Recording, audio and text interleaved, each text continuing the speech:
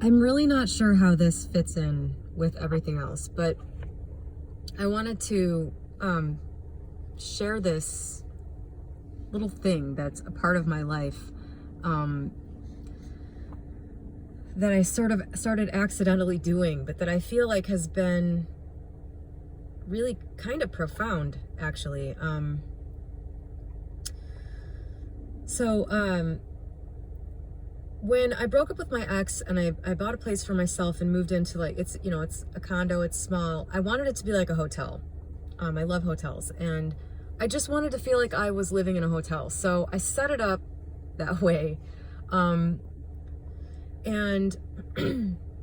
I vowed I'm going to keep this place immaculate, clean, because I just love the way it feels to walk into a clean place. And it really makes a difference, how you feel when you have a clean environment. And so I started making my bed, and, in addition to just keeping everything else tidy. I never made my bed ever before in my life. It was just a big old mess. And so I started making my bed every morning. And then last year, I had a couple periods of time where, everything in my life just seemed like chaos, and I stopped making my bed. And I would notice, it's like I came to after a couple weeks and I said, wow, I haven't made my bed in like 3 weeks. Like, this is crazy. Making my bed consists of like fluffing the pillows and straightening out the blankets and stuff. Like, it's not a complicated process. And I just thought, wow, like things have been so bad that I get up in the morning and like I'm not even here. I'm just leaving, it's like I'm autopiloting out the door without taking care of this basic stuff that I want to do for my own pleasure and happiness. And so this kind of became a conscious thought. And so I said, okay, from now on, I'm making my bed every morning, and I'm going to use this as a barometer. If I notice that I haven't been making my bed, then I know something is wrong and I need to stop and think about what the hell is going on, and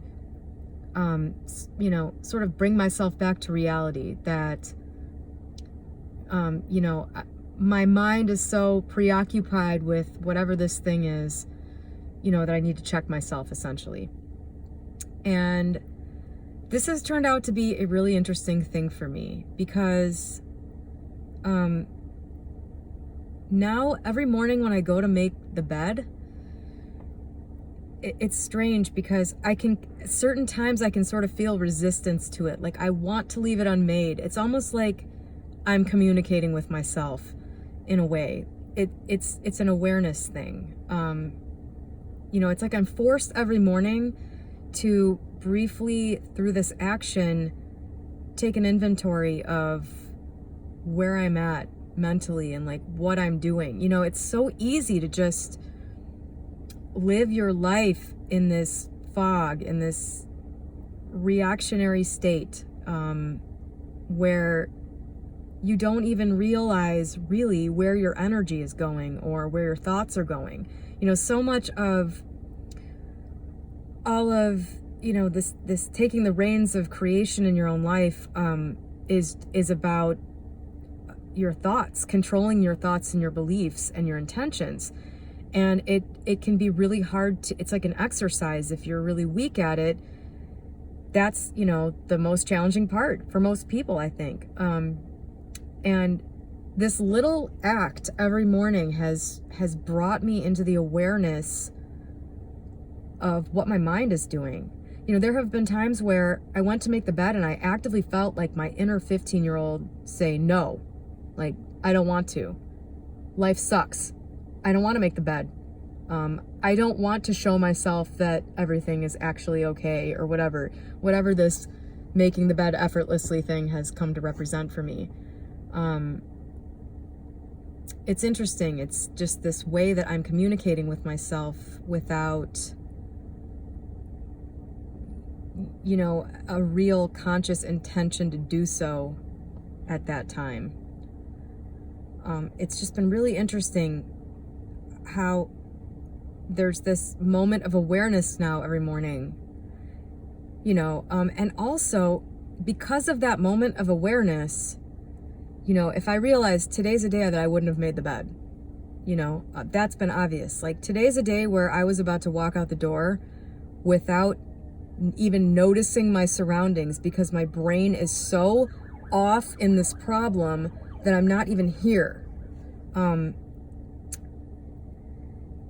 You know, coming to and saying, okay, I mean, making my bed literally takes 30 seconds. Coming to and saying, okay, I got to make the bed. It also kind of reorients, you know, it's almost like saying, okay, things aren't that bad. There's no reason to be in a brain fog right now. You know, it's like a recentering that happens every day from this one weird thing that I didn't even, it's this one weird trick that they don't want to tell you. Everybody hates the person that knows this trick. That to me has turned out to be really interesting. And I don't, you know, maybe there's like a term for this. I don't know. If I'm talking about some well-known phenomenon, please enlighten me in the comments, because I don't know what this is, but I kind of stumbled on this. So it's really interesting. Like, if you have a beneficial thing that you can do for yourself like this, that you'll notice if it doesn't get done, it's if you assign a meaning to this not getting done, then you will know that something is going on when you don't do that thing. It's pretty cool. So I just wanted to share that. I don't really know how that fits in here, but I know it does. It's definitely a tool to become aware and to sort of communicate with a part of you that isn't always in the forefront, and to reorient yourself with a simple little task that you've assigned meaning to.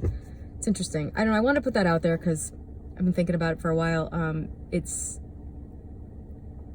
definitely something I didn't used to have. I didn't used to be aware of where I was mentally every day when I was leaving the house. And so, you know, where you start your day every day is often where you end your day every day. You know, you start off having a great day. You usually end up having a great day. If you're wake up on the wrong side of the bed, think of all the problems that you can then cause when you leave the house. It's really important to be in the right state in general if you want your life to be productive and to go smoothly and to impact everybody around you positively and to, in general, create a better life on autopilot. That's what I wanted to say.